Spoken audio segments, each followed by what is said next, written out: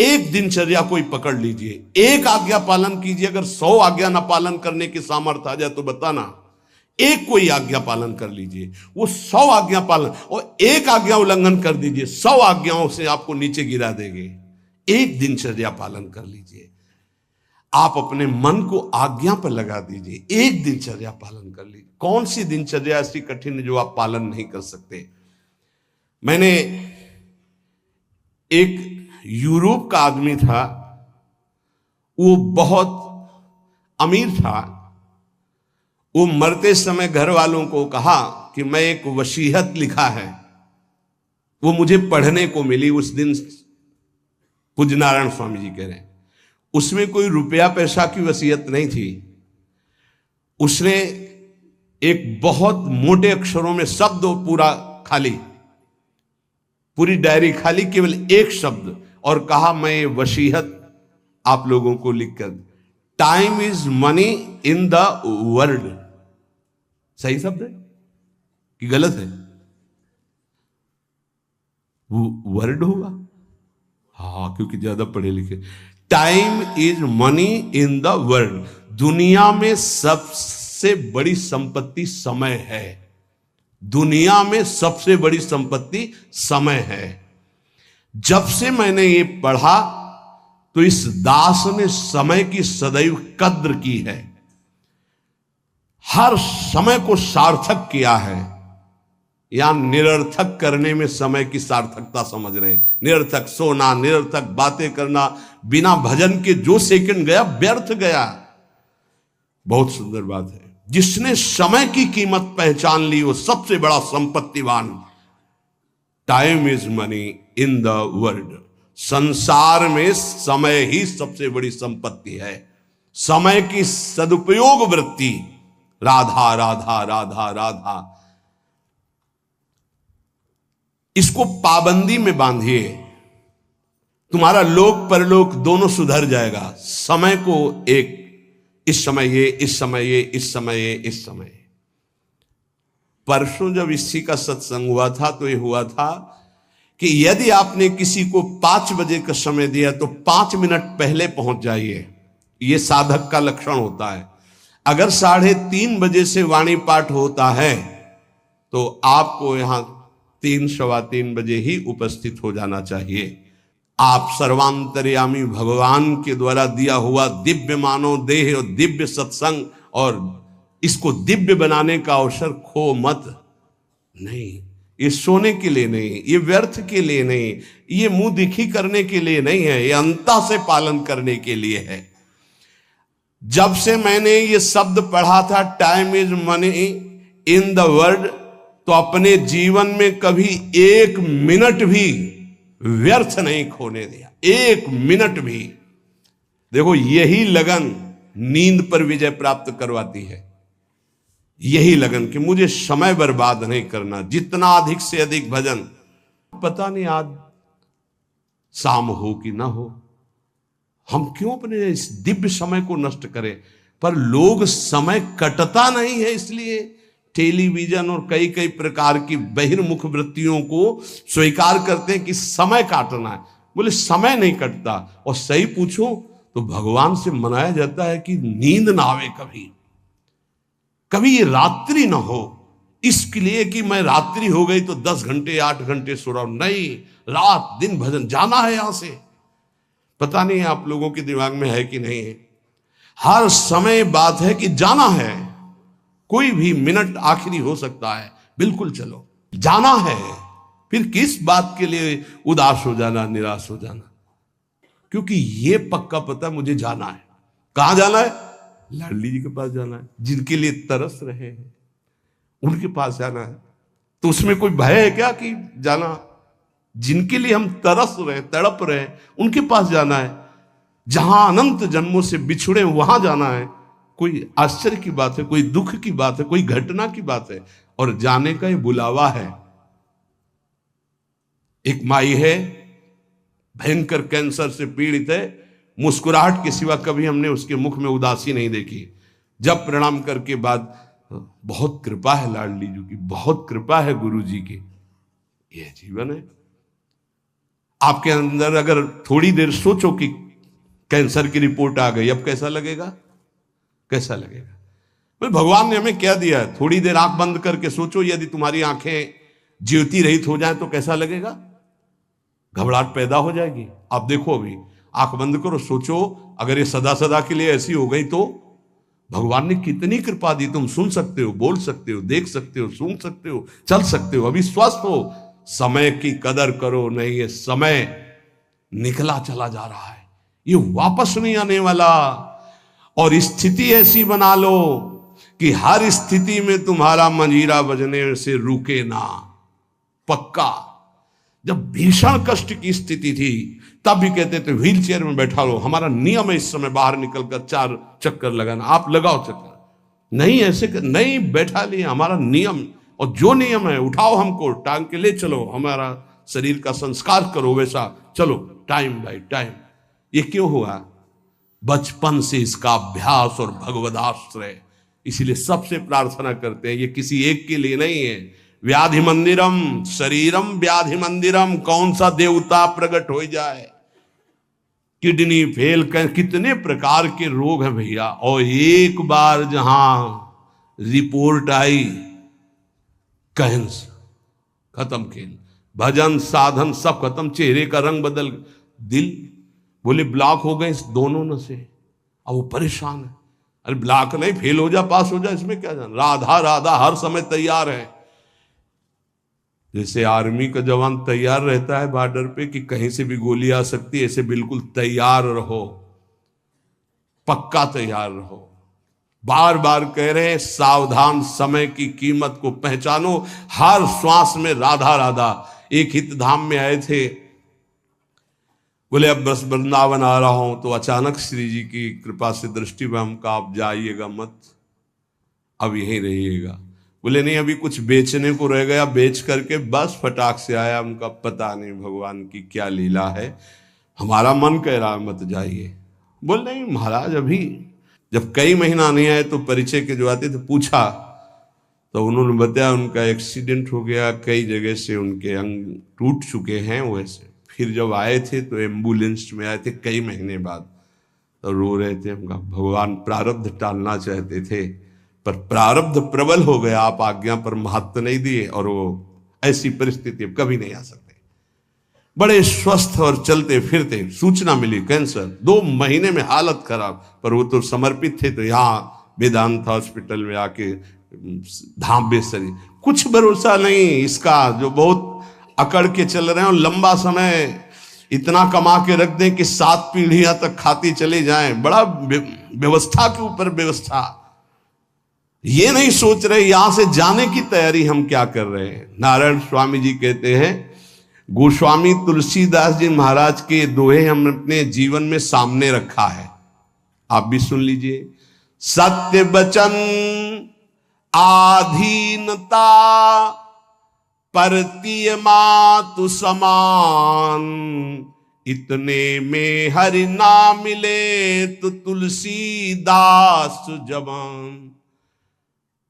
मैं इस बात की गारंटी लेता हूं कि यदि आप वाणी से सत्य बोलेंगे और भगवान की अधीनता और पराई माता बहनों के मात्र दृष्टि से, तो तुम्हें भगवान मिल जाएंगे पक्का। इतने में ना मिले तो इसकी जमानत मैं लेता हूं, गारंटी मैं लेता हूं, निश्चित भगवान मिलेंगे।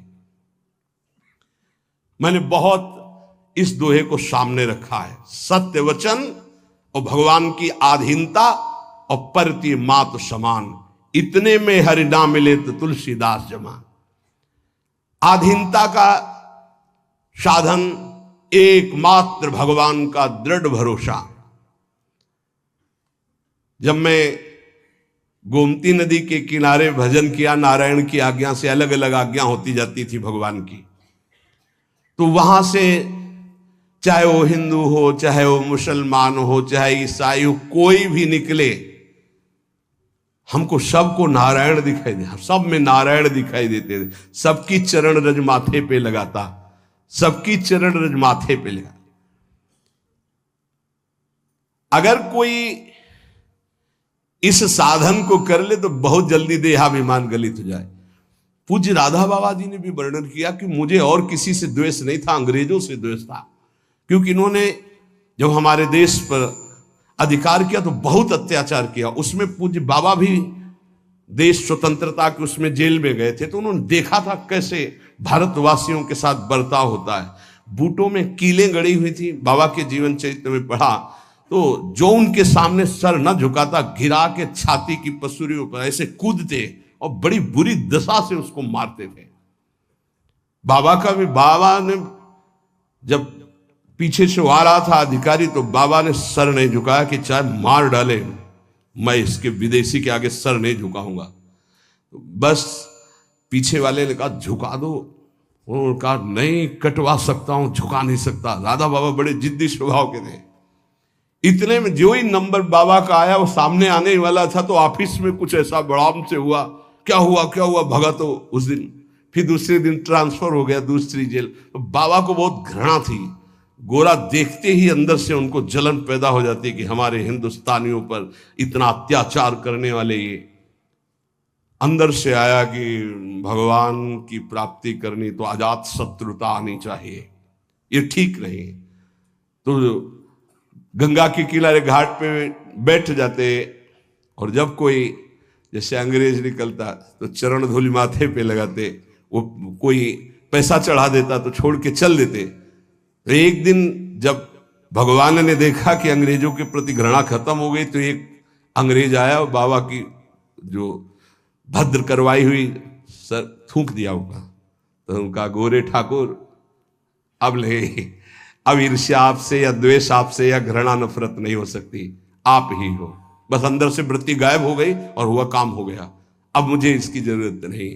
तो यहां ये कह रहे कि दास ये कहता है कि यदि सबके प्रति, देखो महापुरुषों के वचन है, यहां अगर परम पद में आरूढ़ होना है, भगवत प्राप्ति करनी है तो सर्वान वस्तुतया निरीक्ष परम स्वाराध्य बुद्धिर्मम। बहुत कठिन बात है। नारायण नारायण। एक बार दास से कोई बिगड़ा तो दास ने सर झुका दिया और कहा पादुका उतारो और इस पर प्रहार करो। फिर भी हे नाथ आपसे द्वेष नहीं हो सकता। कैसे कोई इन महापुरुषों को समझे। पैर का जूता निकालो और सिर को खूब पीटो, ये सिर भी आपका है, नाथ आप ही हो। ये स्थिति है, ये स्थिति है, नाथ आप ही हो। आज तक परिस्त्री को आंख उठाकर कभी काम भाव से नहीं देखा। क्या महापुरुषों ने करुणा करी कि अपनी स्थिति बताई। जब कभी मन ने साधन काल में आकर्षण किया तो हमने ऑपरेशन करके दिखाया मन को कि क्या है। चमड़े से ढका हुआ शरीर, मांस हड्डियां, मूत्र द्वार, मल भरा हुआ उदर में, फौरन मन भागा और नारायण की शरण में गया। ये क्यों लिख रहे हैं? साधकों के लिए। कभी कोई पाप कर्म नारायण से तब अज पा जा। आपसे प्रार्थना है जब आपका मन ऐसे करे तो ऑपरेशन करके मन को दिखाए कि कुछ नहीं है, व्यर्थ में क्यों समय नष्ट करोगे, क्यों हृदय मलिन करोगे। जो नियम तुम स्वयं स्वीकार किए हो या गुरुदेव ने दिए हो उसे कभी भी किसी भी स्थिति में नहीं छोड़ना चाहिए। चाहे सुखद परिस्थिति हो चाहे दुखद परिस्थिति हो, आप उपस्थित हैं उस समय। चाहे वो भजन का हो, चाहे वो सेवा का हो, चाहे वो व्यवहार का हो, आप ध्यान दीजिए आपको परमार्थिक बहुत लाभ होगा यदि आप ऐसा करेंगे। भगवान की जो इच्छा है उसमें तुम राजी होना सीख जाओ। ये बात हमने एक, जैसे यूरोप की उससे ऐसे हमने एक, अब हमको तो ज्यादा अंग्रेजी आती नहीं, let the will of God be done, DONE done. हाँ भाई हम तो ज्यादा पढ़े कि जो भगवान की इच्छा है उसमें अपनी इच्छा को मिला दो।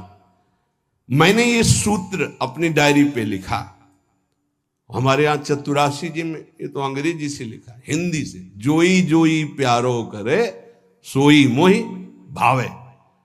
ये सूत्र है, अगर इसको स्वीकार कर लिए, समस्त चिंताओं से मैं मुक्त हो गया इस सूत्र से। भगवान की जो इच्छा है उसमें अपनी इच्छा मिला दो। लेकिन इतना भजन होना चाहिए कि ये पता चले कि भगवान की इच्छा है कि मेरी इच्छा है। इसमें समझना ही तो सब भगवान की इच्छा मान के फिर कहेंगे कि भगवान की इच्छा के बिना पत्ता नहीं हिलता है, तो जितना पापाचरण वो सब भगवान की इच्छा से हो। नहीं, ऐसा नहीं। इसीलिए विवेक की आवश्यकता है, मन के संकल्प को और भगवत इच्छा को देखना। कैसे जानेंगे भगवान की इच्छा है और कैसे जानेंगे मन की इच्छा है? जो इंद्रियों की विलासता का संकल्प बना करके कार्य किया जाता है वो मन की इच्छा होती है, और जो बिना संकल्प के अकस्मात, वो भगवान की इच्छा। जैसे हम जा रहे हैं, किसी को जरा सा धक्का लग गया, उसने पीट दिया हमको, ये मेरा कोई संकल्प नहीं था, या अचानक कोई ऐसी घटना घट गई, सामने वाले को दुख पहुंच गया, मेरा संकल्प नहीं था, या किसी भी तरह की कोई, वो भागवतिक होता है विधान। हम उसमें अपनी मन के संकल्प के द्वारा जो इंद्रिय जनित, वासना जनित, वो भगवान की इच्छा नहीं होती। पर इतना अंतर्मुख साधक हो तभी तो पहचान पाएगा। सारी चिंताओं से मैं मुक्त हो गया जिस दिन ये सूत्र पढ़ा। अर्थ उसका है कि भगवान की जो इच्छा है उसमें अपनी इच्छा को मिला दिया। जोई जोई प्यारो करे सोई मुहि भावे। इस दास ने देखा कि जब अपनी इच्छा भगवान की इच्छा में मिला दिया तो चराचर जगत से हमें कृपा प्राप्त होने लगी। जहां पर कृपा राम की हुई ता पर कृपा करे सब कोई। अपनी इच्छा ही भगवत कृपा में बाधक है। अगर अपनी इच्छा भगवत कृपा में मिला दे तो चराचर जगत से भगवान कृपा करने लगेंगे। योग वासिष्ठ में इस दास ने एक सूत्र पढ़ा, पुरुषार्थ ही परम दैव है। दैव, दैवी शक्ति। प्रारब्ध को लेकर बैठ जाना, अब जो लिखा होगा वही हो जाएगा, हमको कर नहीं। जब दास ने योग वासिष्ठ में यह सूत्र पढ़ा कि पुरुषार्थ ही परम दैव शक्ति है, तो इस दास ने इसका अनुभव करने के लिए प्रयासशील, पुरुषार्थ ही सब कुछ है। रात दिन एक करके भजन करो, देखो सब पर विजय प्राप्त हो जाएगी। कभी कभी प्रारब्ध बाधा पहुंचाने की चेष्टा करता है, पर प्रबल पुरुषार्थ प्रारब्ध को रौंद देता है। प्रबल पुरुषार्थ, पुरुषार्थ जो साधन भजन मिला है इसमें प्रयत्नशील। यहां कह रहे हैं कि भगवान की कृपा प्राप्त करने के लिए पुरुषार्थ, प्रबल पुरुषार्थ, प्रबल पुरुषार्थ ही भगवान के सिद्धांत की अनुभूति कराता है। प्रबल पुरुषार्थ ही प्रारब्ध के सिद्धांत की धज्जियां उड़ा देता विधान की। पुरुषार्थ में बड़ा बल है, बड़ा बल है। पर पुरुषार्थ भगवान के नाम जप से माना जाएगा, और ये लौकिक पुरुषार्थ प्रारब्ध को नहीं मिटा सकता। भगवान का नाम जप, जब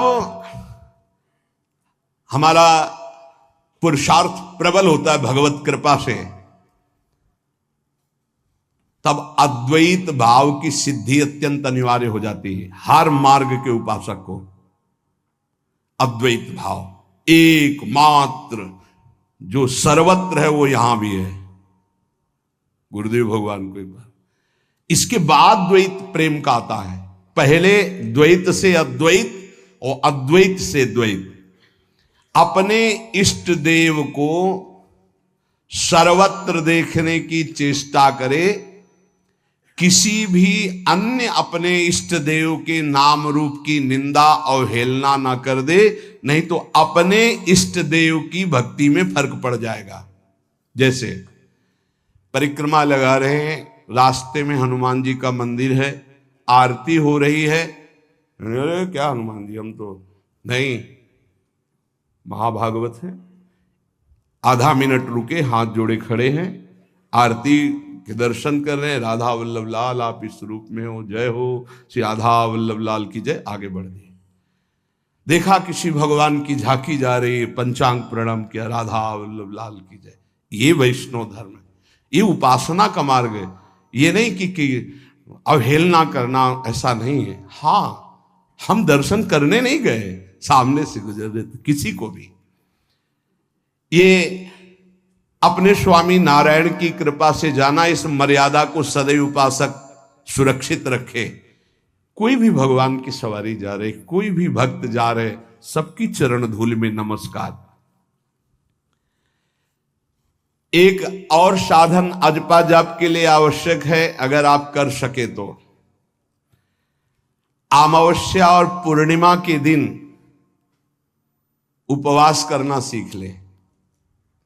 अमावस्या, नारायण स्वामी जी का अपना अनुभव, हम ये व्रत रूप में नहीं कह रहे, ये हम भजन बढ़ाने के लिए कह रहे हैं।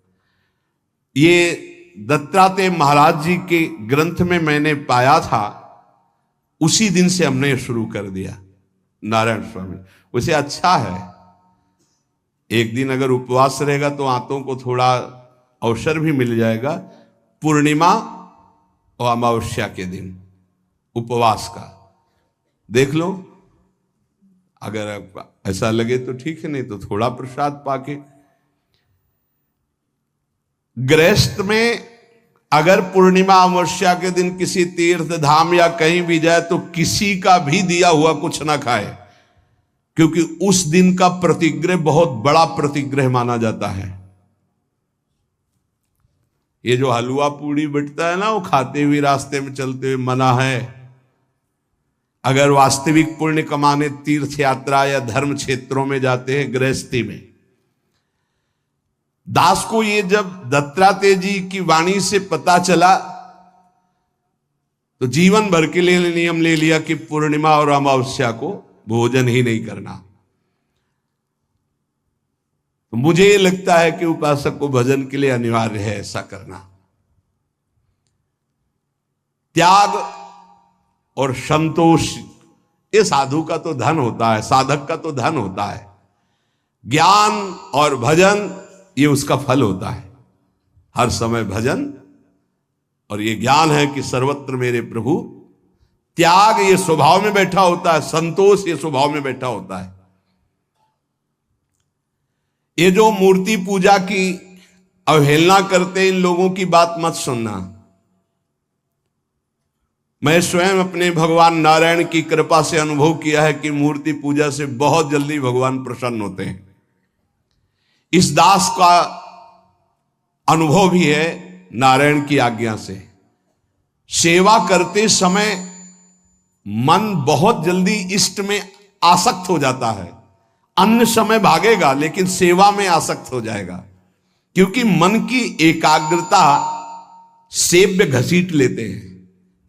इसको खिलवाड़ न समझे जो प्रभु की सेवा हो रही है। दास को जब नारायण ने आदेश किया तो इसमें बहुत सुख मिला। भक्ति ईश्वर प्राप्ति में समर्थ है, पर यह ज्ञान अत्यंत आवश्यक होना चाहिए। जब सर्वत्र भगवान है तो मूर्ति में भगवान क्यों नहीं? ये जो लोग खंडन मंडन करते हैं, यह अधूरा ज्ञान है। मेरे ख्याल से अधूरे ज्ञान से परमार्थ में काम नहीं चलता है।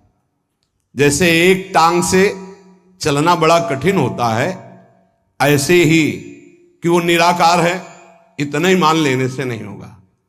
जैसे दो टांगों से आराम से चला जाता है तो वो निराकार भी है, वो साकार भी है। वो साकार भी है और निराकार है, दोनों की उपासना हम करते हैं। जैसे साकार रूप में ये कर रहे हैं, निराकार रूप में सब अंतर्यामी रूप में भगवान सबके हृदय में विराजमान है। काम क्रोध लोभ मोह के दमन का साधन जो गृहस्थी में समझते हैं कि बड़ा कठिन है, ऐसा ना समझें। गृहस्थी में इन साधनों का तुम नियम लीजिए, भगवान तुम्हें सामर्थ्य देंगे कि तुम संयमी बन जाओगे, तुम सहनशील बन जाओगे, काम क्रोध लोभ मोह पर विजय प्राप्त कर लोगे। पर जो विरक्त जन है उनको तो कोई भी गुंजाइश इस विषय में नहीं है। इसलिए जिससे यहां का कड़ा शासन है कि आप परिवार से संभाषण नहीं कर सकते बिना आज्ञा के। वो भी आज्ञा होगी तो आप कुछ क्षण बैठिए यहां राधा के कुंज में बैठकर ही बात, उसका मतलब कोई वैर नहीं है, आपके राग के नाश की बात है। आपका राग नष्ट हो जाए, खत्म खेल। गुरु की कृपा से ही सब साधन की जानकारी होती, सब साधन चलने का उत्साह होता और सब साधन की पूर्णता भी होती। सदा अंतर में गुरुदेव भगवान बैठ करके साधन की प्रेरणा करते हैं, कराते हैं और सफलता प्राप्त कराते हैं। इसीलिए कहा कि व्यक्ति कभी गुरु नहीं हो सकता और गुरु कभी व्यक्ति नहीं हो सकता। वैसे मेरा हृदय तो बहुत कठोर है, नारायण स्वामी जी कहते हैं, पर पता नहीं कैसे रिझाए माखन चोर की आकर के मेरे हृदय को माखन बना दिया। भगवत कृपा से, गुरुदेव नारायण की कृपा से, दयालु श्री कृष्ण के चरणारविंद में चित्तवृत्ति अर्पित हो चुकी है। ये आखिरी उतार।